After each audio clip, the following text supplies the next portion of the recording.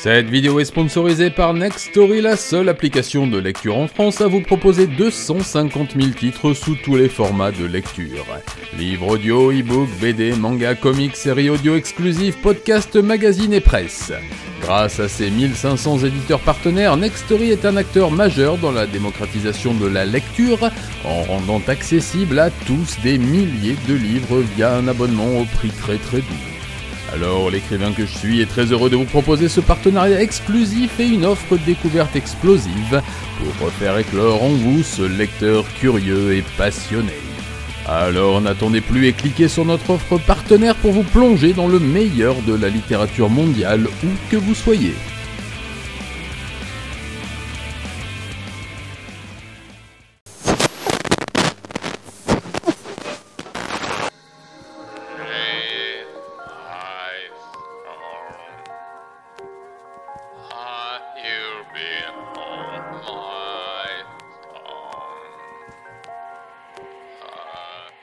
Ok. Bon bah écoute, je pense qu'on va passer à la deuxième partie.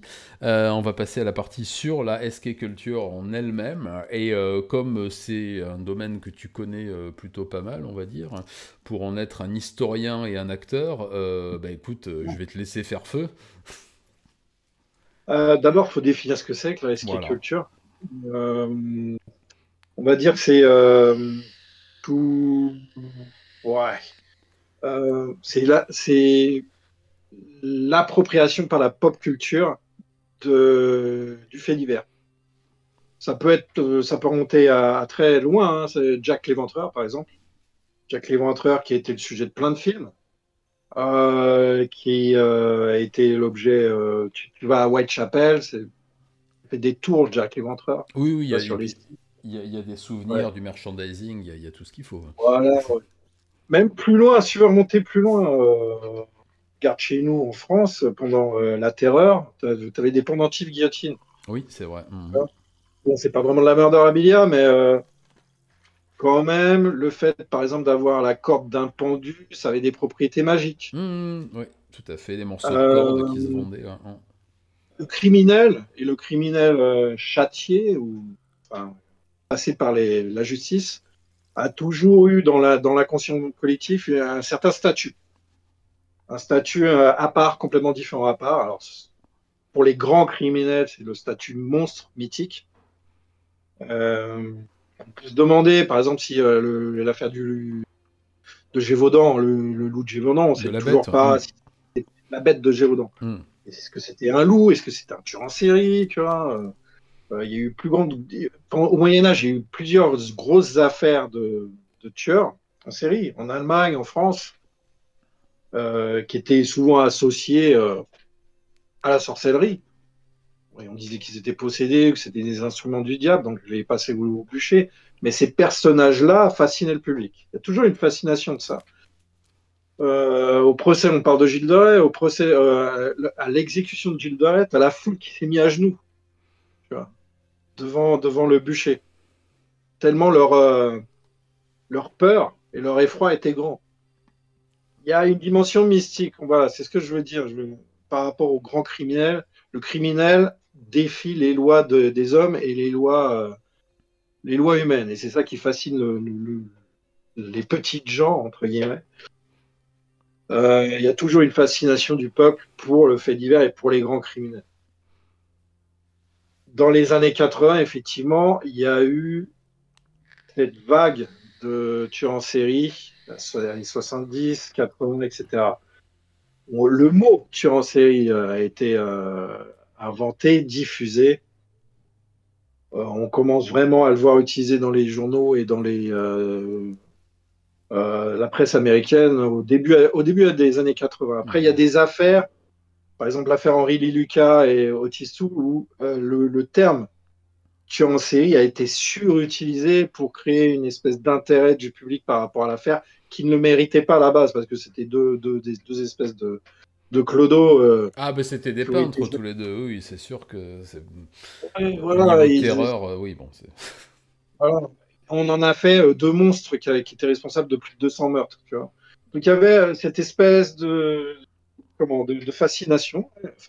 On va utiliser beaucoup le terme de fascination. mais du public, du grand public pour ces affaires-là. Moi, je pense ce qui a été le tournant, au niveau de la pop culture, c'est début années 90, 92. Je peux même te citer ce qui a été le tournant pour moi, c'est la sortie du Silence des agneaux, Mhm. Ouais, ok. le film. Ah oui, oui, oui. Là, on en fait du tueur en série le personnage principal et un Principal, ouais. personnage presque sympathique. C'est-à-dire les gens s'identifient à Lecter, ils sont carrément fascinés par Lecter, par Hannibal Lecter. Et tu as des X-Files derrière, où le tueur en série est un personnage récurrent. Mhm. Tu as plein de fictions, de trucs, etc. À partir de là, tu as le personnage du profiler qui apparaît, qui a été monté pareil de toutes pièces par le FBI pour Oui, pour faire la propagande et avoir des pour subventions, en fait, tu vois, voilà, et puis dans la attirer réalité, il n'y a aucune des affaire. étudiants à Quantico et faire tourner la machine. Ouais. Ah, ouais. Ouais. Hmm. Dans la réalité, il n'y a aucune affaire de tueur en série qui a été résolue par un travail de profiler, tu vois, ça Oui, n'existe non, bien pas. sûr, non, mais ça fait partie du mythe, Ouais. hein, bien sûr, mais ça fait C'est partie un du mythe qui mythe, s'est fondé, effectivement. mais qui a Voilà. beaucoup servi à la pop culture, comme tu disais, parce qu'il y a eu toutes ces séries de la fin Voilà. des années 90, début des années 2000, qui parlaient justement de la police scientifique, comment on appelle Ouais. ça, des séries comme Bones et compagnie, qui avaient pour personnage central ce genre d'individus. On était passé, en fait, de Starsky Hutch et Columbo, en fait, à la petite Ah scientifique qui ouais. étudiait des vieux nonos dans son laboratoire, et je pense que c'était une nouvelle pierre aussi à cette culture-là. Bon, moi, je pense que ce qui a été déterminant dans cette popularité de ce thème-là, c'est que voilà, c'est une peur ancestrale du grand criminel, qui a toujours existé, en fait, si tu regardes, hein, mais avec des approches culturelles différentes à chaque fois. Mais voilà, 100 ans après, on parle toujours de Jack l'Éventreur, et dans 100 ans, on parlera toujours de Jeffrey Dahmer. C'est des figures tellement énormes, tellement hors normes et hors aux dimensions Oui, c'est autres, extraordinaire, hein, c'est au sens premier du extraordinaires. terme. Voilà. Et alors, justement, le fait que cette fascination, attraction-répulsion, tous les vieux poncifs que tu veux, se soit immiscé dans la culture populaire à travers la musique, parce que la musique, elle a Ouais. elle s'est très très vite approprié ces codes-là. Même déjà, à l'époque, dans les premières ères du blues, fin des années 40, début des années 50, on reprenait des histoires de vaudou, on reprenait des histoires Oui, de zombies, etc. Ensuite, le rock'n'roll, le metal, le punk, etc. Petit à petit, ouais. on a forgé cette espèce de pop culture autour d'abord de la culture macabre, même la musique romantique, si on veut remonter encore plus loin. Les compositeurs romantiques de la fin du 19e se servaient comme livrets, souvent, de petites nouvelles plutôt macabres aussi. Et Bien sûr. à quel moment, justement, pour toi, à quoi tu attribues justement ce boom de cette SK Culture dans la pop culture, c'est-à-dire dans le rock, dans le cinéma, dans l'iconographie, etc. Ça a été quoi le Il y déclic à a la un part? événement. Ouais, pour moi, il y a un événement, mais voilà, il est assez évident, c'est Manson. Les crimes de la famille Hmm. Manson, effectivement, il y a une coupure.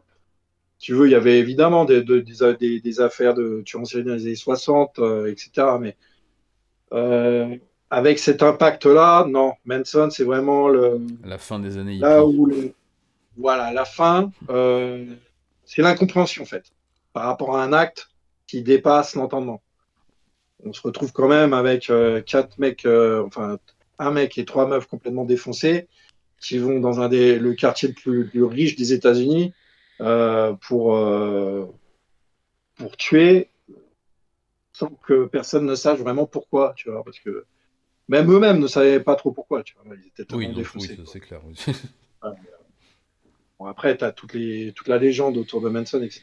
Mais si tu regardes objectivement à la base, c'était des paumés qui étaient dépassés par une logique dans laquelle ils sont inscrits et rien n'a été prémédité dans Skelter, ouais. Dans Hmm. l'affaire Manson. Dans l'affaire. Hmm. C'est juste Manson qui dit, voilà, si on, comment, on,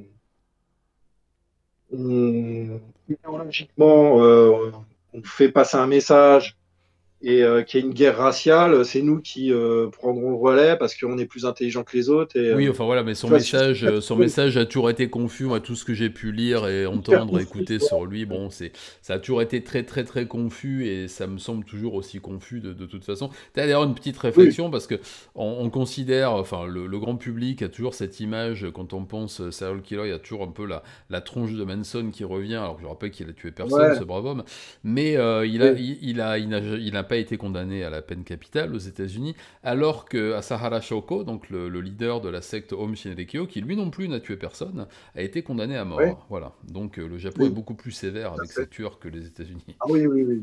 Ouais. Je pense aussi que c'est assez révélateur justement du fond de la culture serial killer, parce que on parle de culture serial killer, mais je pense que le terme plus approprié est culture grand criminel. Oui, oui, oui, je suis assez Armin d'accord aussi. Meiwes, par exemple, fait partie de la culture serial killer, mais c'est pas un serial killer. Non, oui, oui, non, Il c'est un aurait pu tueur, le devenir, tout effectivement. simplement. Oui. Hein. Sagawa non plus, tu vois. Il aurait pu le devenir. Mais c'est plus la fascination, effectivement, du public pour des criminels hors Hors normes. norme, tout à Et fait. pas des criminels hors normes par des motifs rationnels, mais pour des motifs complètement, pour le grand public, complètement irrationnels. Donc, cette fascination pour le mal, voilà, c'est plus précis que ça, et là, on va aller dans la théologie. Mais c'est effectivement une fascination pour le mal, pour la figure du mal absolu. Comme il y a une fascination pour Hitler, il y a plein de gens qui sont fascinés par Hitler, le Ouais, personnage, tu vois. ça recoupe la fascination pour les tueurs de masse, les tueurs en série. Oui, On est sur le même voilà. type de personnage que, une fois de plus, extraordinaire, c'est-à-dire qui dépasse ce que l'individu lambda pourrait faire à son prochain, et qui justement crée Oui, une espèce d'attraction-répulsion. Alors moi aussi, je vais l'utiliser souvent, je déteste, mais on va l'utiliser quand même, ben, monte en épingle quelque chose. Mais de toute façon, on parlait tout à l'heure des compositeurs et des musiciens qui ont écrit sur les grands criminels.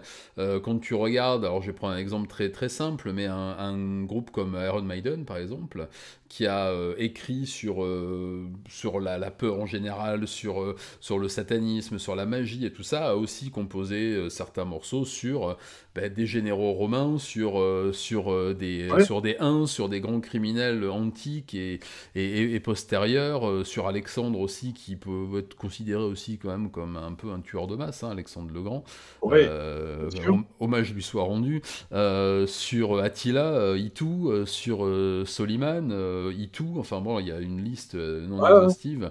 Et effectivement, je pense que l'attrait de cette période-là, de la serial killer culture au moment des années 80 et 90, correspondait aussi peut-être à une espèce de renouveau de ce sentiment de peur, c'est-à-dire le début de l'information de masse, la généralisation des informations à la télévision, et puis l'arrivée d'Internet, qui a peut-être été aussi un vecteur de vulgarisation dans le sens scientifique, etc., et de normalisation, on va dire, de l'information sur tous ces phénomènes-là. Toi, tu l'as vu arriver comment, cette culture se répandant au sein bah, du tout public, on va dire. Comme je t'ai dit, le silence des agneaux, ça a apporté au public cette image du tueur, super Oui, intelligent, intellectuel, voilà. implacable. Voilà. Donc, ça a aidé à créer une espèce de mythe sur lequel la fiction a surfé. Tu sais, quand tu écris de la fiction, quand tu es auteur, tu cherches, tu cherches des rebondissements, tu cherches un personnage torturé, tu cherches. Il y a tous ces ingrédients dans les histoires de fiction. Et c'est normal que tu te rends compte hein, que la plupart des œuvres de fiction autour du polar, etc., en font leur personnage principal parce que ça, c'est un élément dramatique qui est imparable par rapport à d'autres éléments dramatiques où, tu vois, le mec qui a tué sa femme, etc. C'est une enquête de Colombo, tu vois ce que je veux dire? Le mec qui tue des prostituées le soir, machin, et qui fait ça parce qu'il a des visions, etc. C'est plus, voilà, c'est déjà plus glamour, entre guillemets. Ah oui, puis alors Donc, dès qu'il y a un peu de magie et de surnaturel qui rentre en ligne de compte, là, ça explose complètement. Là, voilà, ça je pense sincèrement hein, que la réalité souvent dépasse la fiction. Il y a plein d'affaires. Et ça, c'est un truc que j'ai découvert récemment en m'intéressant aux tueurs en série russes. Je croyais être blasé, tu vois, au niveau true crime, je croyais avoir tout vu. Je me suis rendu compte en explorant les tueurs en série russes, je suis tombé sur, grâce à un journaliste russe qui m'avait contacté il y a une dizaine d'années, il m'avait balancé une liste de 150 tueurs en série russes, qui est inconnue en Europe. Donc, à partir de cette liste, je me suis rencardé, j'ai contacté d'autres journalistes, etc., etc. Et j'ai écrit deux volumes là-dessus pour le moment. Des affaires, mais incroyables. À côté, John Wayne Gacy, enfant de cœur, tu vois. Et des affaires qui sont inconnues en Europe. Ah oui, mais dans surtout si ce sont des affaires de l'ère soviétique. Oui, qui ont certainement dû être effacées, étouffées, parce que dans un paradis communiste, il n'y a pas de tueurs, hein, c'est bien connu. Il n'y a pas de délinquance, de toute façon, comme en Oui, j'en Corée du parle dans Nord. mon bouquin, effectivement. Ouais. Ah ouais, c'était une espèce de honte nationale, parce que par rapport au nombre d'habitants, il y en avait beaucoup plus que dans le reste du monde. Il y en avait presque autant qu'aux États-Unis, par rapport au nombre d'habitants. Pour une mobilité beaucoup moindre. C'est-à-dire, le tueur en série russe, il prend pas sa bagnole pour aller faire Non. 5 heures de route pour aller trouver des victimes. Il prend sa bici et son vélo, tu vois. Et il fait le tour de son quartier. Ou le train, c'est lequel qui prenait le train, qui se déplaçait. Voilà, c'est Chikatilo qui prenait le train et qui se déplaçait. Voilà. Mais c'est vrai que oui, et il y avait un peu plus de contrôle sur les populations pendant l'ère soviétique qu'aux États-Unis dans les années 70, où c'était quand même un peu plus la fête du slip au niveau libération des mœurs et compagnie, quoi. C'est vrai. Mais voilà, je pense, hein, voilà, c'est ton boulot, c'est ton métier de raconter des histoires basées sur la réalité. Il y a un vivier dans la réalité, c'est les grands criminels. Donc effectivement, du grand criminel, on va en bouffer encore pendant des années, parce que là, pour le moment, c'est la surface qui est grattée avec les mêmes affaires qui réapparaissent, Dahmer. C'est quand même hallucinant que 30 ans après, Dahmer a autant de succès. Tu vois, l'affaire Dahmer, je la connais par cœur. Tout le monde la connaît par cœur qui est dans le true crime. 30 ans après, on te sort une série, les gens sur Twitter, putain, c'est ouf comme affaire. Ouais, enfin bon, ça s'est passé il y a 30 ans, mec, tu vois. Je pense qu'il y a aussi le renouvellement des générations hein, qui joue aussi pas mal là-dessus. Et surtout. Un autre sujet qui me passionne, c'est pourquoi il n'y a pas de grandes affaires de grands criminels depuis 20 ans, 10 ans, 20 ans. Alors, il y a des réponses très simples, tu vois. En Occident. En Occident, ouais. Les nouvelles technologies, le fait que, voilà, la police scientifique, blablabla. Je pense qu'il y a des réponses beaucoup plus prosaïques, c'est-à-dire que les grands criminels, généralement, agissent par frustration. Un truc, c'est tu mets des années à monter un fantasme, ton fantasme, tu le vis intérieurement, etc. Et tu te focalises dessus, et ta frustration te mène au meurtre. Dans la plupart des cas. Hein. C'est une espèce de logique que tu retrouves dans plein d'affaires de tueurs en série. Dans la majorité. Mais même de tueurs uniques, hein, tu vois, Sagawa, pour revenir sur lui, il a préparé son meurtre pendant 20 ans. Voilà, c'est pas, tu te réveilles pas du jour au lendemain, tiens, je vais faire ci, je vais faire ça, voilà. Non, c'est effectivement, je dis souvent, c'est une escalade. Tu commences par des trucs. Quand on parle de tueurs en série, on parle avant tout de criminels. Ça aussi, c'est un aspect que les gens oublient la plupart du temps. Ils croient que c'est des criminels à part. Non, faire des tueurs en série, on prend l'exemple de Ramirez. Avant d'être tueur en série, le mec, c'était un cambrioleur. Délinquant, tu vois. Le meurtre est une étape en plus dans la stimulation. C'est des gens aussi, ça c'est un truc que j'ai noté pour en avoir rencontré aussi personnellement des tueurs en série, c'est des gens qui sont à la recherche perpétuelle de la stimulation. On dirait, le terme qu'on utiliserait de nos jours, c'est déficit d'attention, tu vois ce que je veux dire? Oui, d'accord, oui, les termes, d'accord. Tout à fait, ouais. c'est des gens qui ont besoin d'être stimulés et de stimuler de plus en plus violemment. Donc c'est pour ça qu'il y a, dans la plupart du temps, une escalade dans les pratiques. Le mec, il va commencer par je sais pas, tester plusieurs méthodes de meurtre, et il va en choisir une, il va s'y coller, et il va aller de plus en plus loin, tu vois. Il va avoir un contrôle de plus en plus long sur sa scène de crime. Donc, pourquoi je disais ça? J'ai encore perdu mon fil. Vas-y, je t'en Moi aussi, prie. j'ai des problèmes Toi de aussi. focus. De focus, t'inquiète. Donc, tu disais que Mais le tueur en série, c'était d'abord un criminel, un délinquant, qui avait une voilà, c'est montée un en criminel. puissance dans Faut son comprendre. fantasme. Voilà, c'est pour ça que la plupart des gens se plantent, en fait. La plupart des gens qui se réclament spécialistes du sujet, ou tu vois, profiler de mes deux, voilà, ils se plantent complètement parce qu'ils n'approchent pas le sujet de façon prosaïque. C'est juste de la criminalité, sauf que c'est de la criminalité hors norme. Mais ça reste un profil criminel avec une personne qui pense comme un criminel. Tu vois. Euh, Même si c'est des gens qui ont l'air tout à fait normaux, tout à fait intégrés, comme John Wayne Gacy. John Wayne Gacy, il a quand même passé pas mal de temps en prison, tu vois, pour des Oui, oui, bien offenses, sûr. pour Ouais. des crimes sexuels, tu vois, avant de commettre sa série de meurtres. C'est des gens qui ont l'habitude de la prison. Dahmer, pareil, il a été arrêté plein de fois, tu vois, pour exhibitionnisme, pour ceci, pour cela. C'est des profils criminels.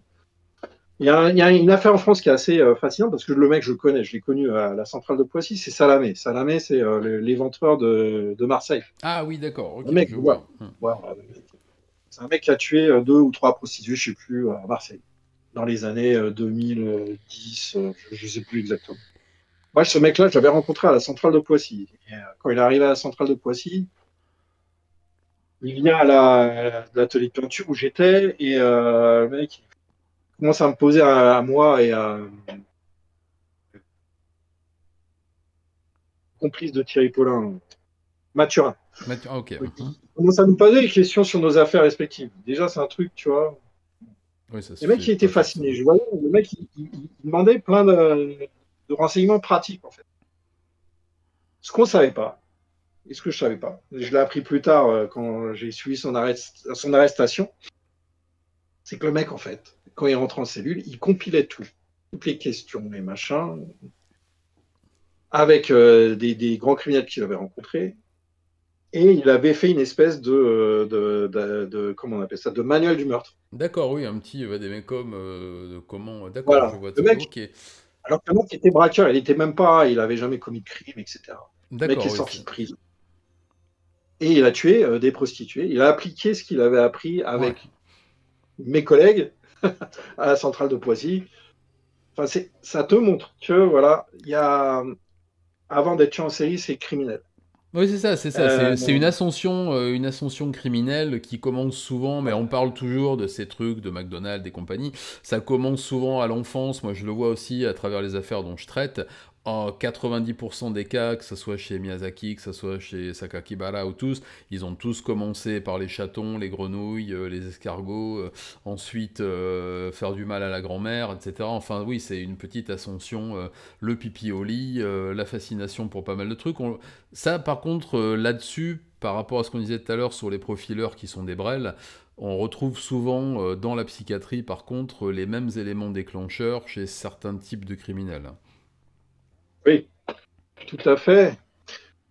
Là où je vais aller un peu plus loin, c'est qu'on parle de culture serial killer. Qui dit culture dit consommateur, entre guillemets. Il y a plusieurs strates, tu vois. Avant, comme on disait, c'était un peu une sous-culture. C'est-à-dire, quand t'intéresses à ces sujets-là, c'est parce que tu étais dans le milieu sur le métal, punk, hardcore, je sais pas, tu vois, tu étais un tatoueur, enfin, c'est des exemples à la con, mais tu étais dans ce qu'on appelle une sous-culture Hmm. qui englobait un certain package.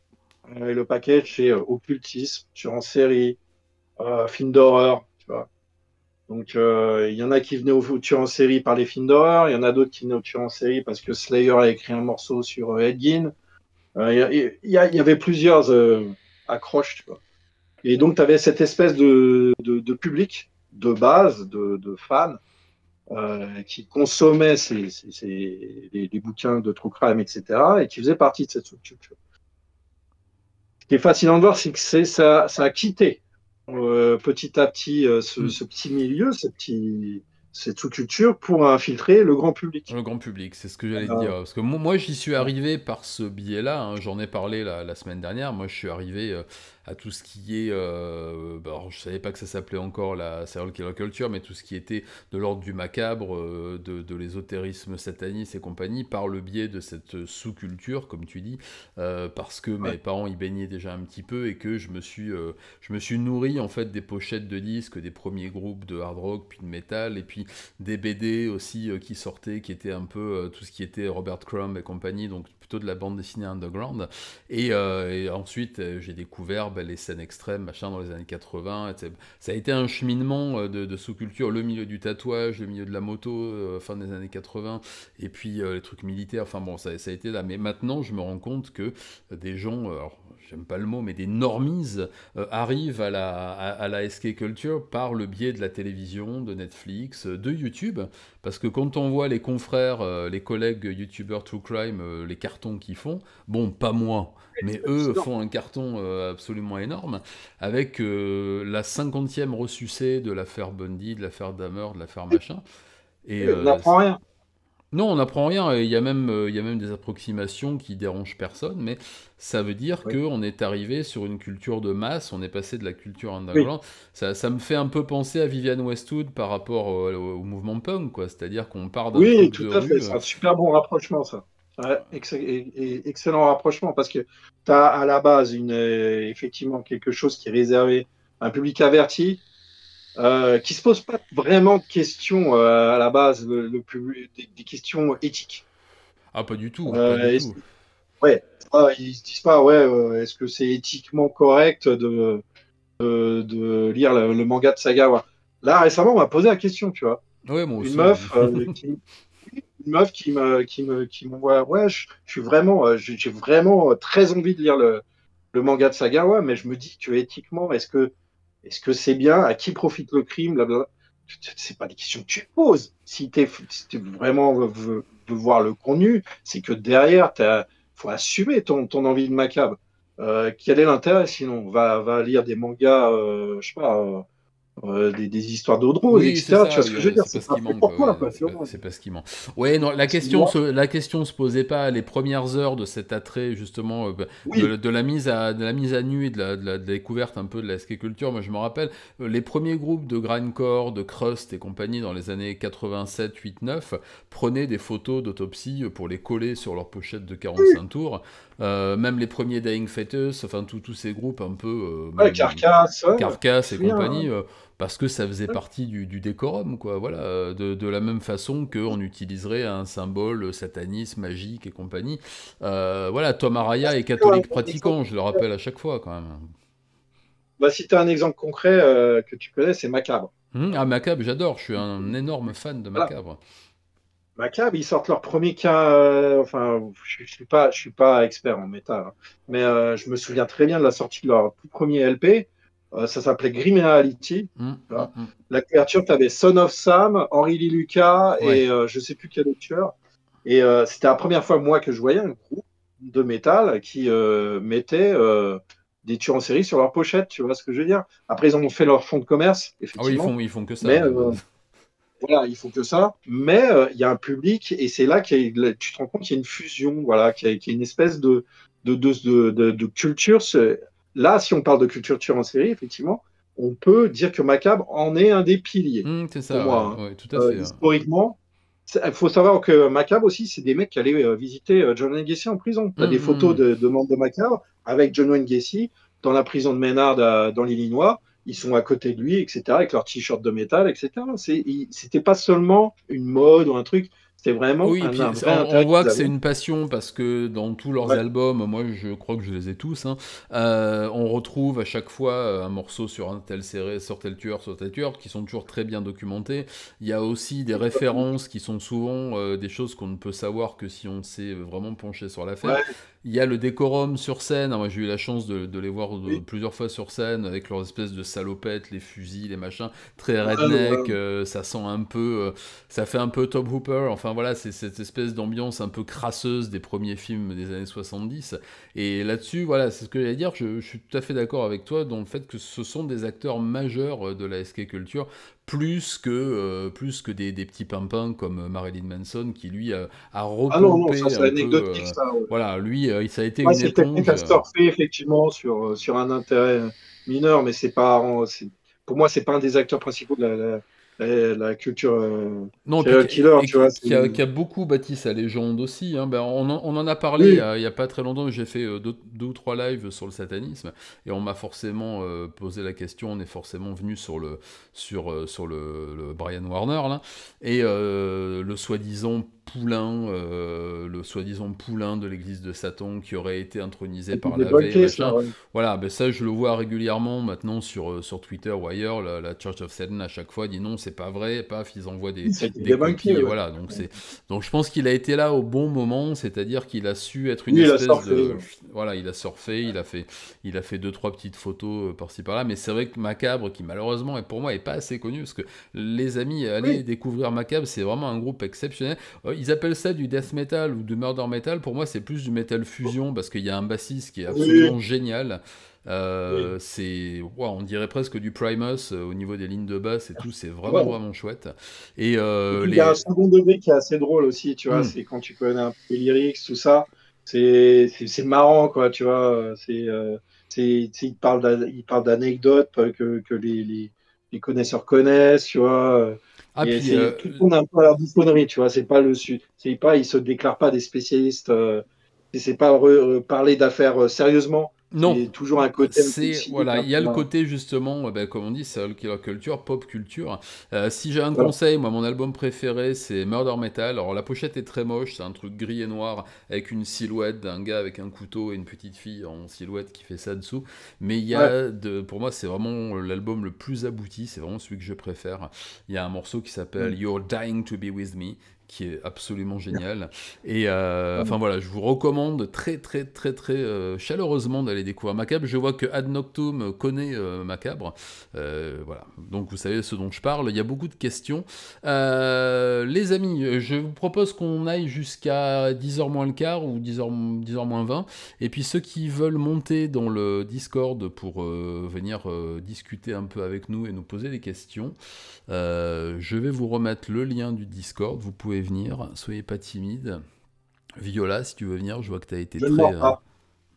hop, personne ne mordra ce soir, on a tous mis des muselières, je vois qu'il t'en reste des masques derrière encore.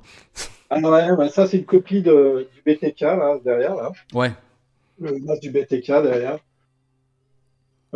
Après, ouais, je suis pas trop masque, mais euh, là, ce que tu vois en haut, on voit à la caméra, je pense, c'est des action figures qu'on fait oui c'est ça, avec mon pote ouais, Guillaume. ouais, ouais, que je suis... On va en prendre une. Vas-y, Je vais te vas-y. montrer. Je vais montrer Sagawa.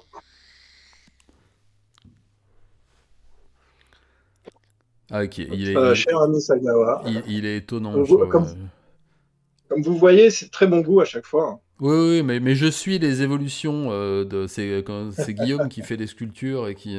Voilà, c'est mon pote Guillaume qui a une boîte qui s'appelle Cannibal Design. Et là, on bosse sur Chikatilo. Donc, ça va être le prochain affreux. Et je vous conseille, en parlant de Viola, son bouquin, Ah, ben voilà, qui est tout à fait. exceptionnel. Tout à fait, on en Ouais, parlait tout à je l'ai l'heure. à portée de main, justement. C'est un livre de coloriage, parce que c'est quelque chose qui existe, des livres de coloriage sur les tueurs en série. Ça fait totalement partie intégrante de la serial culture. C'est un truc voilà, ça fait partie des objets qui existent autour de ça aussi. Tu vois. Après, il y a du second degré, évidemment, mais Ah bah, il en voilà. faut, enfin je vais dire, il faut absolument intégrer une part de second degré dans la serial culture quand elle est Bien sûr. appliquée justement à la musique, au dessin, à l'art en général. Oui, ça, c'est Petit même aparté, indispensable. moral, je vais faire un aparté moral. On parle d'affaires qui ont 30 ans, 40 ans, 50 ans. Jack l'Éventreur, plus de 100 ans, tu vois. à partir de combien de nombre d'années est-ce que on peut parler d'une affaire en prenant du recul? Ça, c'est intéressant. C'est un sujet. Honnêtement, c'est un débat qui me passionne, que je trouve passionnant. Moi, personnellement, par exemple, dans l'expo serial killer qu'on fait à Rome en ce moment, j'ai pas envie d'avoir d'affaires récentes. Euh, j'ai des trucs trop récents qui datent d'il y a moins de 10 ans. Ça reste trop sensible. Donc, on est obligé de faire de l'autocensure par rapport à ça. Ce qui est intéressant, c'est les choix de Netflix, par exemple. Quand Netflix fait de la. Comment lance une super production sur un tueur en série, qu'est-ce qu'ils font? Ils ressortent des affaires qui datent d'il y a 30 ans. Oui, oui, bien sûr, au minimum, ouais, tout à Il y a fait. une espèce de, voilà, de garde-fou Il y a par rapport à la la, série. il y a la barrière de décence, comment on appelle ça déjà, le délai de Voilà, décence. barrière de décence. Et de la même façon Alors, qu'il l'applique aussi pour l'actualité. Par exemple, un dessinateur de presse va pas faire de blague pour l'instant sur le petit Émile. Par contre, oui. il pourra en faire un sur quelqu'un d'autre qui est mort l'année dernière ou en début d'année. Il y a ce délai Ah, de décence à chaque fois. Je pense que dans les grandes affaires criminelles, c'est un peu la même chose. Et même si, comme tu l'as dit tout à l'heure, il y a beaucoup moins de tueurs en série, de tueurs de masse et de tueurs psychopathes en général ces 20 dernières années, on va dire, en Occident. Une fois de plus, je le répète, hein, si vous me suivez, vous savez qu'au Japon, ils ont toujours la forme. Hein. Il y en a régulièrement, mais c'est peut-être aussi ce qui fait que maintenant on revient un peu sur ce passé criminel occidental des années 70, 80, 90, de la période réganienne, parce que c'est vraiment... Ça revient souvent, cette période de Ronald Reagan qui a vu exploser aussi certains types de tueurs de masse, notamment, où les tueurs de masse sont oui. arrivés... voilà, les Spree Killers.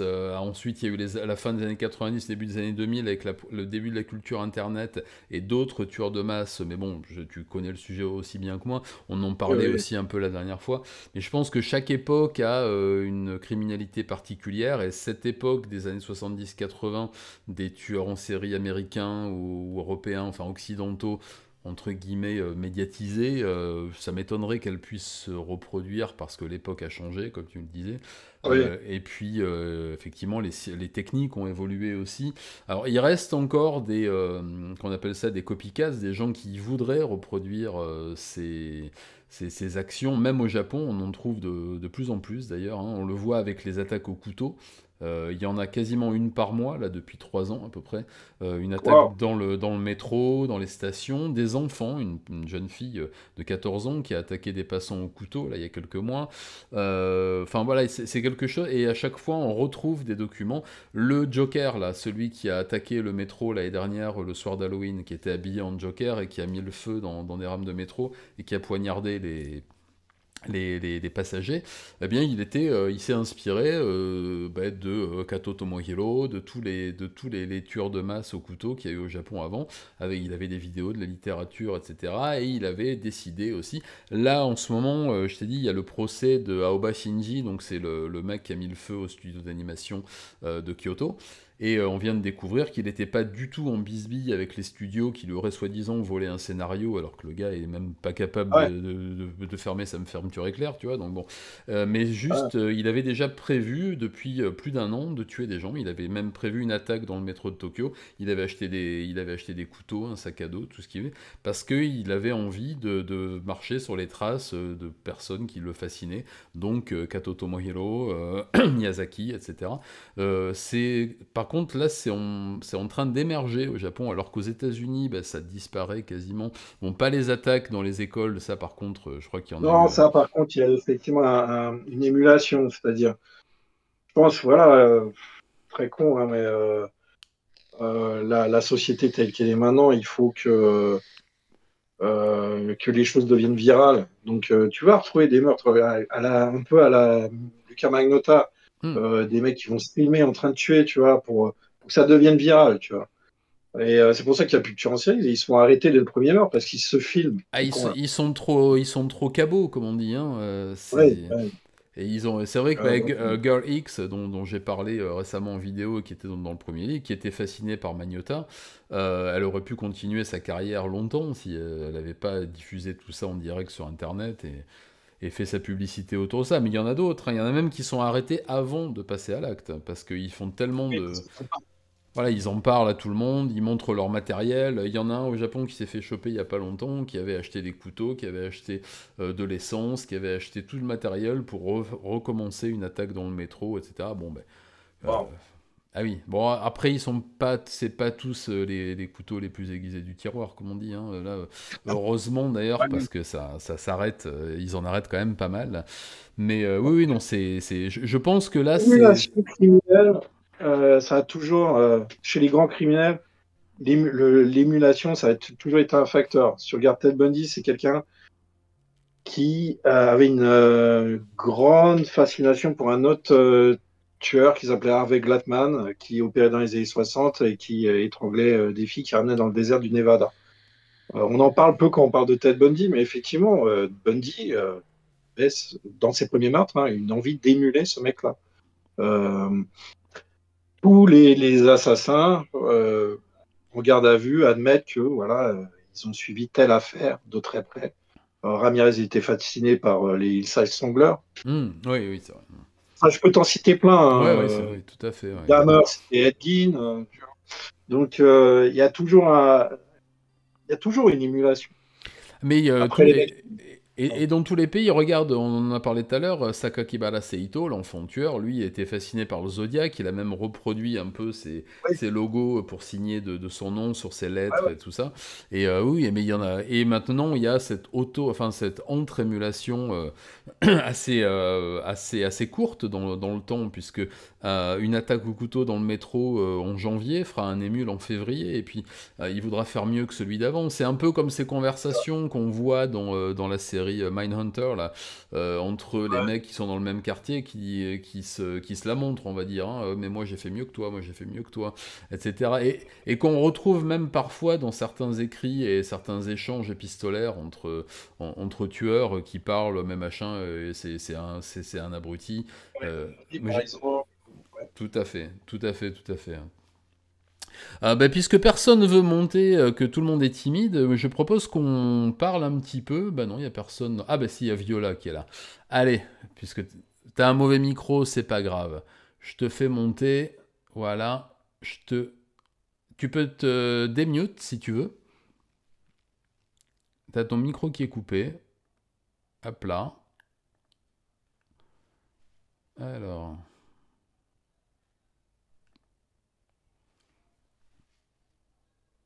Alors, est-ce que. Hop là, hop là, hop là. Est-ce que. Non. Tu as ton micro qui doit être coupé. Tu regardes en bas de ton Discord. Tu dois avoir ton micro coupé parce que je ne peux pas t'entendre. Est-ce que tu m'entends, Viola?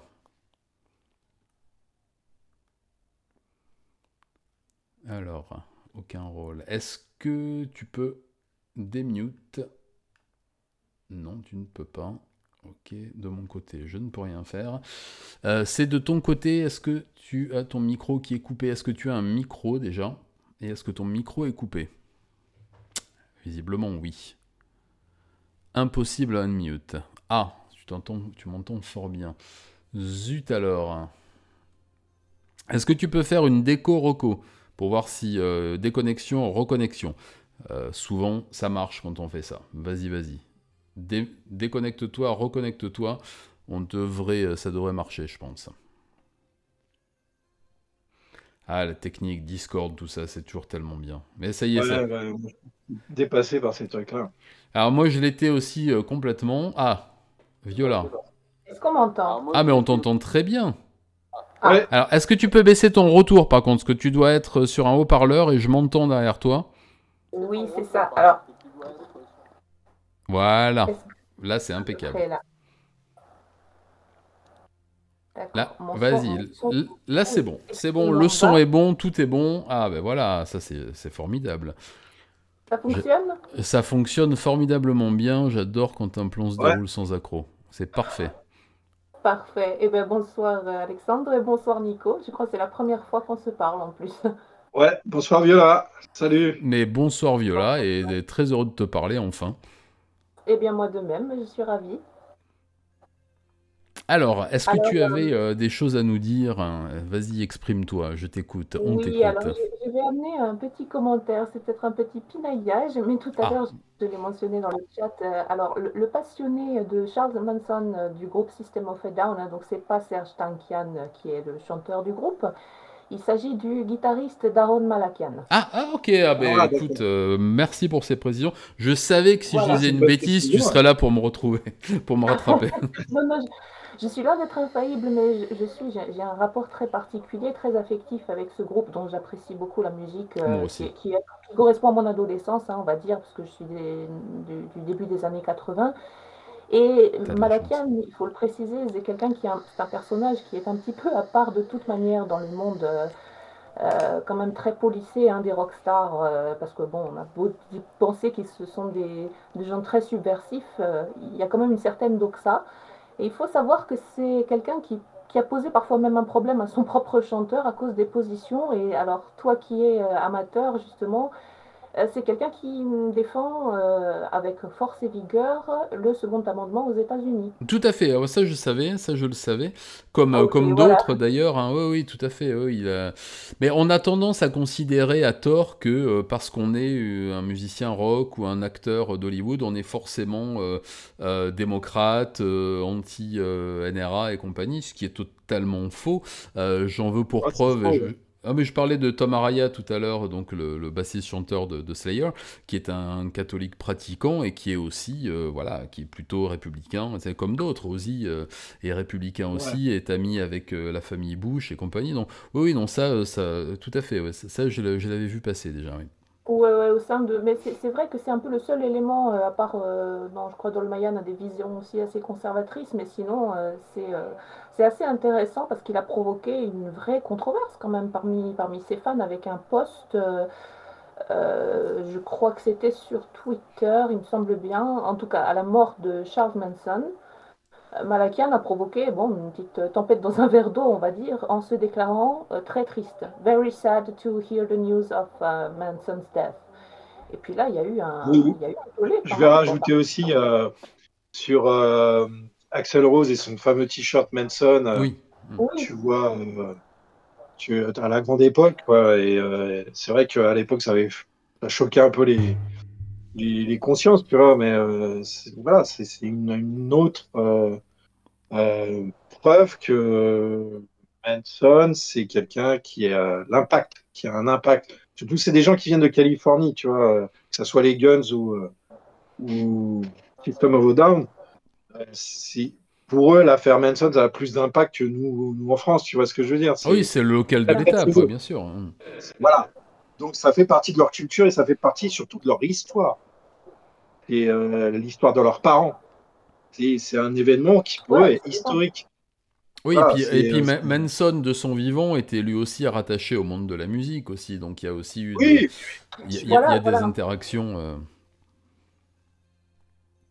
Mais il y Je- a eu de fortes interactions, d'autant plus qu'il y a la fameuse chanson Cease to Exist qui a quand Hmm, même été reprise quasiment intacte avec juste un changement de titre par The Beach Boys. hmm. exact. Et voilà, il y a toujours ce lien effectivement avec le monde, bon, l'imagerie des années 60. Il y a aussi un proche de la famille Manson, c'est Bobby Beausoleil, qui lui aussi Ouais. emprisonné à vie pour meurtre. Donc, oui, qui a d'ailleurs participé, s'il me semble bien, qu'il a réalisé une bande originale pour le film Lucifer Rising. Alors, c'est peut-être une chose aussi De Kenneth Anger, qu'on n'a ouais, pas eu le temps d'évoquer. décédé il n'y a pas longtemps. Ouais. Oui, mais Ouais. Mm. pardon, tu l'as vu il n'y a pas longtemps? Non, non, Kenneth Anger qui est décédé il n'y Hmm. a pas longtemps. Kenneth Anger, le Ah, pardon, réalisateur. pardon, voilà, oui, je Ouais, n'avais pas compris, oui, c'est ça. ouais, ouais, effectivement. Ouais. Il y a Je... tellement de ramifications dans l'affaire Manson que Oui, Pierre, tout à on- fait. Pour répondre à ta question, oui, c'est pour ça que je là, l'ai oui. cité un peu comme un déclencheur justement de cette alliance entre la pop culture et le fait divers. Pour moi, c'est vraiment l'événement le plus marquant où effectivement il y a eu une fusion des deux et un grand criminel, Manson, est devenu un personnage de la culture populaire. On le retrouve, je sais pas, dans des épisodes de South Park. Enfin bon, tu vois, t'imaginerais pas ça d'un criminel français, tu vois ce que je veux dire. Donc ça dépasse les tribunaux et ça va dans Oui, oui, ça va complètement. dans Complètement. C'est pour l'inconscient ça que collectif, en fait. Bah, surtout ces dernières années, Hollywood se l'est complètement réapproprié. Alors c'est une espèce Ah de oui, réponse du berger à la bergère, mais quand on voit bah, le film Once Upon a Time, ensuite les séries qu'il ouais, y a eu qui se passent un peu dans le même milieu, il y a eu une série assez obscure que j'ai vue il y a pas longtemps, que j'ai plutôt appréciée, qui s'appelait, je sais plus, My Friend Manson, quelque chose comme ça, sur l'histoire d'un ah ouais, mec un peu paumé qui est fasciné par Manson et qui va voir son frère à Los Angeles pour aller visiter d'accord. les maisons dans lesquelles il habitait, où il y a eu les meurtres, etc. Et la série, ils essaient justement de retrouver un des anciens membres de la famille en allant dans le désert. C'est une série assez lunaire, j'ai oublié son nom, si quelqu'un Fascinant. s'en rappelle. Et c'est la première série sur le sujet justement des tueurs en série, enfin de Ouais, Manson, que j'ai trouvé bien faite en fait, parce qu'elle n'aborde pas cool. directement les meurtres, mais un fan justement qui veut aller, et il finit par rencontrer son idole, et puis forcément, enfin pas Manson bien sûr, mais enfin un ancien membre de Ouais, la ouais. famille et tout. Et j'ai oublié le nom de cette série. Je crois c'est soit sur Netflix ou soit sur Amazon Prime. Salut Ad Ah, Nocturne, mais merci à toi, bienvenue, bienvenue. Mais voilà, si quelqu'un me retrouve le nom, je vous la mettrai. Voilà, j'ai complètement oublié le nom de cette série. Mais effectivement, finalement, j'ai trouvé qu'elle bouclait un peu la boucle de ces 50 années de Mansonite. Aigu là, ça faisait un peu le ben voilà, ouais, maintenant on parle des fans et on parle des adeptes. Je crois qu'on a ouais, fait le tour du sujet. Next quoi. ouais, ouais, ouais, ouais. ça apporte une Après, sorte Next, ouais. de conclusion, effectivement. Et est-ce que tu vois de quelle série je veux parler, Viola? Non, j'allais te dire, là, tu vois, je n'ai pas la réponse. Ça me... Non, Zut alors, mais ça me. soit je ne l'ai pas vu passer, ou alors c'est sorti de ma Ah, elle était mémoire, mais je très n'ai pas. anecdotique, mais ça fait très Sundance, hein, c'est pas du tout de la grosse production.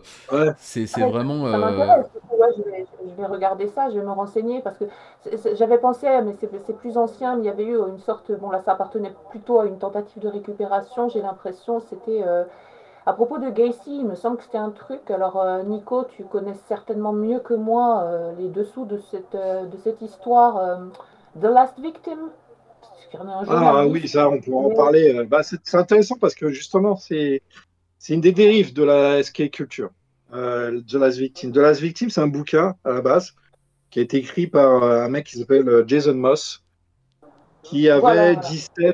16 ou 17 ans quand il a commencé à envoyer des lettres à des criminels connus. Donc à chaque fois, il voulait des réponses. Et pour avoir les réponses dans son esprit, le mieux, c'était de se faire passer pour quelqu'un qui n'était pas à chaque fois et quelqu'un qui pourrait éveiller la curiosité de la personne à qui il correspondait. Par exemple, pour Ramirez, donc un tueur en série sataniste, il se faisait passer pour le membre d'un culte sataniste. Donc, il lui disait, ouais, j'ai un coven, blablabla, est-ce que tu peux me donner des conseils? Donc, c'est comme ça qu'il approchait à chaque fois chaque criminel. Et en particulier Gacy. Avec Gacy, il se faisait passer pour un jeune homo un peu paumé qui se cherchait un peu, etc. Sauf que Gacy, beaucoup plus intelligent que lui, euh, il fait bah écoute, si tu veux, viens me voir au parloir. Et l'autre, tout content, ah bah ouais, d'accord. Et apparemment, selon ce jeune homme, Jason Moss, il serait devenu la dernière victime de John Wayne Gacy au parloir. Gacy aurait tenté de le violer. Alors ça va prendre avec énormément de pincettes. C'était l'argument de vente pour son livre, en fait. Et c'est comme ça qu'il a marketé son livre. Il a dit, voilà, je suis la dernière victime de De Gacy. Gacy. Il m'a manipulé jusqu'au bout. Alors que non, le contraire. Au contraire, c'est lui qui manipulait les C'est prisonniers ce pour se que faire j'allais te passer dire, pour... ouais, c'est ça. Ouais, oui, Tu vois, d'accord. Je connais pas du tout cette histoire. complètement débile, quoi. J'ai dit une bêtise, c'est pas une C'est- série, c'était un film. Pardon, c'était un film, c'est pas Ah, une il y série. a un Ouais. film qui a été adapté de ce bouquin. Je l'ai pas vu le film, mais ça s'appelle Mon ami Gacy ou quelque chose comme ça, My Friend Gacy. Ah, Je l'ai ok, pas vu, donc d'accord. je Ouais. peux pas te parler du Mais film. il y a Mais Ah, je crois que là, on s'est dit à Mr. Gacy, non? ouais, ça doit être ça. Ouais, je l'ai pas vu le bouquin. Ce que je peux te dire par contre, c'est que le mec il s'est suicidé, Ah, ouais, ouais. Jason Oui, Moss. Il s'est suicidé, genre, juste après la sortie de son bouquin, quelques années après. Dans des circonstances, on ne sait pas trop. Alors, après, sa famille a dit, voilà, c'est le traumatisme qu'il a vécu en prison quand il a été attaqué par Gacy. Le problème, c'est que, voilà, il y a des gardiens de la prison où il se trouvait Gacy qui ont complètement débunké le truc.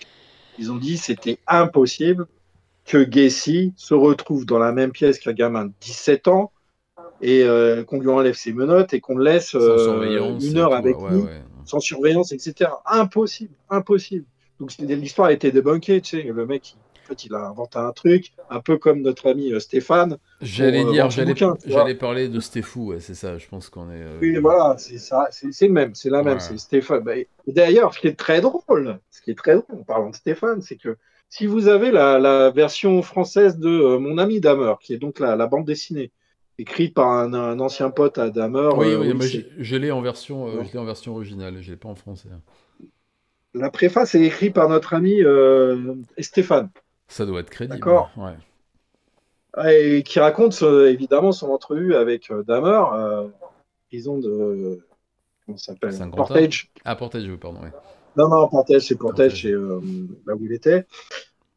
Et donc, il raconte machin. Et je ne sais plus quel média, mais il a allé raconter qu'il avait rencontré Gacy aussi. Et que Gacy lui aurait fait des avances et avait tenté de le... J'ai entendu ça, tout à fait, ouais, j'avais entendu. Ouais. Donc, c'est une anecdote qu'il a repompé à Jason Moss, qui lui-même a inventé l'anecdote. Ah ouais, en plus. Donc, c'est quand même des combles. Ah oui, c'est le serpent. Super loin. Serpent infernal, tu m'étonnes. Donc, ça, c'est aparté assez drôle par rapport à ça. Mais pour Moss, pour moi, elle est assez emblématique justement de cette ambivalence par rapport au sujet donc de la serial killer culture. C'est qu'on se retrouve avec des gens qui s'inventent des relations. Et d'ailleurs, Viola en parle dans le prochain bouquin le bouquin qu'elle écrit pour Camion Noir qu'on va sortir sur justement ces entre guillemets groupies de tueurs et l'espèce de relation parfois qu'elle s'invente avec les détenus. Et pour moi, Jason Moss était une groupie qui s'ignorait, tu vois. C'est honnête, le mec, il était fasciné par ces mecs-là. Et il s'inventait cette espèce de relation privilégiée avec eux. Moi, je les ai vus, le contenu des lettres qu'il écrivait à Ramirez, et les lettres standards que Ramirez a écrivait à tout le monde. Tu vois, il n'y avait rien de spécifique dans le contenu des lettres qu'il envoyait à Jason Moss. C'est super standard. Il n'avait aucune relation privilégiée avec Jason Moss. Mais Jason Moss en a fait dans son bouquin un truc un peu exceptionnel, une relation un peu particulière. Tout ça pour vendre, tu vois. La réalité a été beaucoup plus morose et beaucoup moins glamour. Effectivement, je pense une sorte de gratification, comme tu le dis, c'est un sujet que j'évoque, quoi. Cette gratification narcissique par procuration. Qui peut facilement, effectivement, être dans un mot. Enfin, il n'y a pas d'émotion tracée au cordeau dans la psyché humaine, il n'y a pas de distinction nette, donc on peut élargir ce terme de groupie du crime ou d'hybristophilie à des gens comme Stéphane, comme Moss. Moi, ça ne me semble pas usurpé du tout. Et tu vois bien que moi j'en suis persuadé. Il y a un rapport, une sorte de rapport c'est très affectif en tout cas, ça nourrit un très affectif, comme tu dis. Et en même temps, ça se nourrit même, quoi. Mais à chaque fois, voilà, c'est des personnes qui ne l'assument pas et qui se trouvent une justification morale. Chez Moss, c'était soi-disant, cette démarche d'écrire des tueurs en série, c'était pour les étudier. Et ça, c'est le truc de base qu'on trouve chez tous les gens. Oui, ça c'est récurrent, ça c'est le truc. Voilà, c'est récurrent. Ah oui, je m'intéresse aux tueurs en série, c'est pour les étudier. Attends, c'est du foutage de gueule. Ça veut dire quoi? T'es expert en criminologie, ça veut rien dire. C'est juste ridicule. C'est juste ridicule. Au moins, avoue que voilà, tu as cette part d'ombre en toi et que tu as envie d'avoir une espèce d'échange avec des individus qui te fascinent. Oui, et puis si au moins il y avait cette... il y a, voilà, il si y a au moins il y avait... souvent, il y a aussi souvent de la part de personnages comme ceux dont on vient de parler, mais aussi de nous tous en général qui nous approchons de ce milieu-là, l'envie d'en être sans y être, si tu veux. C'est-à-dire Oui, de oui, mettre un pied dans un monde qui nous fascine. Pour en être un acteur comme un fan de Motorhead voulait approcher Lemmy à moins de 10 mètres pour pouvoir dire oui, j'ai un peu de ces atomes qui sont arrivés sur moi. exactement. Et je pense qu'il y a dans cet attrait aussi pour, pour le fait de vouloir s'inventer ou de réellement correspondre ensuite avec des criminels condamnés, cette envie de faire partie un peu du phénomène, d'en être un peu, Voilà, tout à avec fait. cette Ouais. espèce de... Surtout maintenant exacerbé par les nouveaux moyens de communication, par Internet, par tout ça, il y a aussi le fait de cet accès à la célébrité par le truchement d'une tierce personne. Je pense qu'il y a un petit peu de ça aussi, mais voilà, je pense que j'enfonce des portes ouvertes, mais c'est moi ce que je ressens quand j'écoute l'histoire pathétique de Stéphou, c'est l'impression que ça me donne, c'est-à-dire d'une Ah revanche oui, sur la c'est tout vie, à fait ça. et ça aurait pu être dans Ouais. n'importe quel autre... le football, il a bien... Domaine, ouais, ça aurait pu être groupie ouais, comme tu dis, de groupes connus, etc. Hmm, C'est s'inventer une relation privilégiée et de s'inventer une espèce de donner du piment à une vie qui est chiante, en fait, tu vois. C'est des gens qui n'ont rien, qui n'inventent rien, qui n'apportent rien de créatif. Et il faut qu'ils s'inventent ce truc-là pour exister. En fait. Ouais. Ouais, qui absorbe en fait une personnalité qui n'est pas la leur, mais qui Oui, les excite dans un certain sens. Et là où je dirais exactement. qu'on va vers un paradoxe assez fort, parce que ce que tu disais est totalement vrai, Alexandre, hein, c'est même l'enfonçage de porte ouverte, ben, finalement, il va certainement s'accentuer par la force des choses, étant donné je qu'on a pense. deux mentalités parallèles. On a non seulement comme vous l'avez très bien dit tout à l'heure, on a une surenchère dans la production de divertissement lié aux tueurs en série, donc forcément des publics qui s'élargissent avec une incursion de flot de normies, hein. Moi, j'ai pas honte d'utiliser Oui, le oui. terme, hein. Mais aussi, et ça il faut le rappeler, on a aussi en ce moment même une société qui est plutôt, enfin qui n'est pas avare, disons, de messages de censure et de réprobation morale. Tout à fait, ouais, Ce ouais. n'était pas Oui, le cas, par exemple, d'une époque, comme tu prends la période victorienne, tu évoquais, Nico, Jack l'Éventreur. Il faut savoir que Jack l'Éventreur, c'était déjà un sujet de son temps. C'était déjà quelqu'un qui faisait vendre du papier et les oui, oui, gens oui, c'est terrible. ne montraient pas les mêmes pudeurs morales à avouer qu'ils étaient très excités par le grand guignol bien sanglant. Donc là, moi, je pense qu'on Mm. va vers un paradoxe qui va être extrêmement fort. Parce que d'un côté, tu as toute cette nourriture psychique Ouais. liée au crime qui est disponible, qui est là, qu'on te met en avant avec des séries à gros budget. Et d'un autre côté, il faut que tu montres patte blanche, quoi. Il faut que tu dises, ah ben non, non, non, je ne fais que m'y intéresser par, enfin voilà, parce que Ça, on le retrouve, et ça, Alexandre, avec YouTube, c'est qu'on le retrouve voilà, dans les réseaux sociaux. C'est-à-dire, voilà, tu te fais démonétiser parce que tu évoques un truc qui. Ils savent très bien il y a énormément de public pour les affaires que tu évoques, mais derrière, ce qu'il faut voir, c'est que les publicités, il y a des annonces, les annonceurs, C'est ça, c'est c'est une juste une marque question qui défendent. d'annonceur, tout à fait. Oui, c'est une marque qui défendent, donc ils veulent pas que leur marque soit comment, assimilée à un contenu qui pour eux qui dérange, tu vois. Hmm. Donc c'est le problème qu'on a toujours. Et pendant un moment, voilà, à ma sortie de prison, voilà, j'ai fait de la télé. J'ai fait beaucoup de télé en Angleterre. Bon, en France, j'ai toujours essayé d'éviter et ils m'ont rattrapé quand même. Mais j'ai toujours, voilà, à chaque fois, ça m'apportait strictement rien. Il coupait tout ce que j'avais d'intéressant à dire, il le coupait au montage pour me faire passer pour une espèce de taré génital, tu vois. Et derrière ça, il y avait des annonceurs qui voulaient imposer une narration propre. Et moi, ouais, j'ai parlé hein, à des producteurs, de machin, ils me disaient, voilà, si on présente le sujet, c'est-à-dire le sujet Nico qui se réinsère dans la peinture, etc., ça, c'est pas Non, c'est pas dans la dans ligne le, éditoriale et c'est pas dans la ligne voilà, dans éditoriale. le cahier des charges, on va Et dire, ça c'est vend ça, pas. hein. Alors, et un annonceur veut pas être assimilé à ça. Donc, il faut une narration très manichéenne. Tueur en série mal absolu, Oui, c'est ça. travail de la police exemplaire, etc.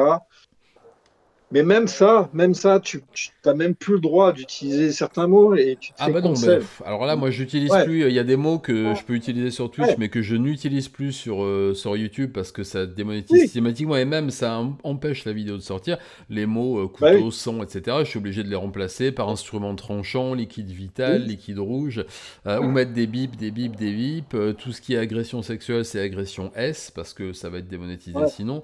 Il faut faire très très très attention et c'est pas forcément le propos qui choque, c'est le mot employé qui va choquer et surtout le ton et la façon dont ça va être employé parce que j'ai voilà. des Est-ce que c'est glamour ou pas? voilà, C'est j'ai des ça le sujet. confrères ou des consoeurs que je ne nommerai pas, mais qui gagnent bien leur Ouais, vie mais je avec le vois true tout à fait. crime sur Internet, et qui parlent d'affaires dont j'ai parlé, moi, et qui sont mises en avant parce qu'ils ont revisité l'affaire. Alors, en récupérant mes vidéos, ça s'est beaucoup vu sur une youtubeuse que je ne nommerai pas, mais qui a quasiment fait des copier-coller, mais en utilisant un ton plus mignon, avec des mots qui choquaient moins, et puis en y amenant une espèce de côté peut-être un peu aujourd'hui, oh là là, les chéris, je vais vous parler de quelque chose. Oh là là, il est très très très méchant. Ouais, Et ça fait ouais. 600 000 vues, ou moi je vais en faire 20 000. C'est pas de Oui, la jalousie, c'est juste un oui, constat. Moi je place ma fierté ailleurs, hein. ouais, ouais. J'anticipe les commentaires sur la rediff. Je place ma fierté ailleurs. Mais en tout Ouais. cas, c'est vraiment l'indicateur, le maître étalon comme disait Viola, d'une époque qui change aussi. Et comme tu disais Nico, aussi d'une époque qui refuse d'accepter ses démons. C'est-à-dire que ce qui fascine, c'est le mal, c'est le tueur, c'est ses victimes, c'est le modus operandi, comme on dit chez les imbéciles, et chez moi, qui en suis un aussi. Mais c'est pas du tout savoir ce qui est arrivé ensuite à la sœur de la victime qui aurait eu. Non, ça pas du tout. Les gens en parlent parce qu'il faut une justification morale, une fois de plus, Ouais, c'est ça. à l'affaire. Le travail de la police, alors moi il m'intéresse parce que j'aime le côté technique, tout ça, ça me passionne vraiment. Et Ouais. puis comme je connais des flics aussi, je sais la façon dont ça peut se dérouler, ça m'intéresse. Mais je conçois tout à fait que le spectateur lambda de True Crime, c'est pas ça qui va l'intéresser. C'est avoir des détails, des photos. Le nombre de messages que je reçois pour me demander pourquoi je mets pas de photos des scènes de crime, quand parfois j'en ai pour beaucoup d'affaires, mais je vois pas l'intérêt. Moi j'ai souvent dit, je pense qu'une histoire, une bonne histoire de True Crime, elle pourrait être intéressante et même passionnante en s'arrêtant juste avant le meurtre. Voilà. Mais ça, Tout c'est à quand on fait. raconte Ouais. une histoire de True Crime. Par contre, ce qui Ouais. intéresse le fan de True Crime, serait justement le contraire, c'est-à-dire commencer au début du meurtre et s'arrêter à la fin du meurtre. Et ça suffirait largement pour une grande partie. J'irais même plus loin, c'est une narration un peu gore slasher. Ah, mais c'est ça, tout à Euh, fait. Tout à fait. C'est-à-dire, voilà, présenter le meurtre, un peu le glamouriser. Quand c'est un peu trop glauque, on évite. Il y a des affaires, c'est clair, tu les verras pas sur les chaînes de tes confrères parce que elles sont trop dégueulasses. Ben, Certaines, Schaeffer, on c'est en un peu parle très trop. peu, mais mes collègues, ils parlent très peu de Schaeffer, par exemple. Oui, oui, oui, oui, oui. Alors, Schaeffer, il fascine quand même les Français, bah, à cause de l'autre con, là, tu vois. Oui. Mais il continue à fasciner. Et curieusement, par rapport aux Américains qui l'ignorent superbement, Schaeffer, pour la plupart. Moi, j'ai insisté pour qu'il y ait dans l'expo à Rome qu'on fait là, qu'il y ait un coin Schaeffer avec des objets que j'apporte, parce que j'ai toujours trouvé que c'était un personnage fascinant. Et Ah, c'est le moins qu'on puisse dire, ouais. c'est vrai que Journal d'un tueur qu'on a chez Camion Noir, c'est un bouquin, moi, qui m'a toujours, dans son jusqu'au boutisme, c'est quand même, c'est assez unique. C'est vraiment unique. Et c'est pour ça qu'il se vend bien, en fait. C'est parce que c'est un tueur en série qui projette, qui parle vraiment de ce qu'il a vécu en racontant les détails les plus sordides. Alors, si je peux me Et permettre, pardon. ouais, Vas-y, je t'en prie. ouais, Par rapport à ce journal, juste journal d'un tueur, hein, c'est bien de ça que tu parles, c'est cet ouvrage. Il faut Hmm. ouais, savoir j'ai appris il y a quelques temps de ça, une petite poignée d'années, une journaliste et auteure, Rachel Monroe, a sorti un livre intitulé Savage Appetites, qui n'est pas traduit en français, mais qui constitue une très bonne, à mon sens, une très bonne étude sur le phénomène justement des femmes, 4 destins de femmes liés au true crime. Mais ce qui est intéressant, c'est qu'elle raconte une anecdote. Et dans ce bouquin, elle raconte qu'elle-même, elle a des intérêts pour ce domaine, et elle se pose un peu des questions sur elle-même, sur ce qui l'amène à fréquenter des événements liés au true crime. Et elle évoque une convention dans laquelle elle s'est rendue, et dont l'événement final, c'est pour ça que j'en parle, que le journal d'un tueur, le lien m'avait tout de suite sauté aux yeux. Elle explique qu'un événement final, d'un grand événement qui était consacré au true crime, donc, consistait à, comment dire, mettre les spectateurs, mais surtout c'était des spectatrices en fait, c'était un événement qui était pour les femmes, à les mettre en situation, donc on simulait une sorte de perte sensorielle, on leur demandait de se mettre un bâillon, et ensuite on leur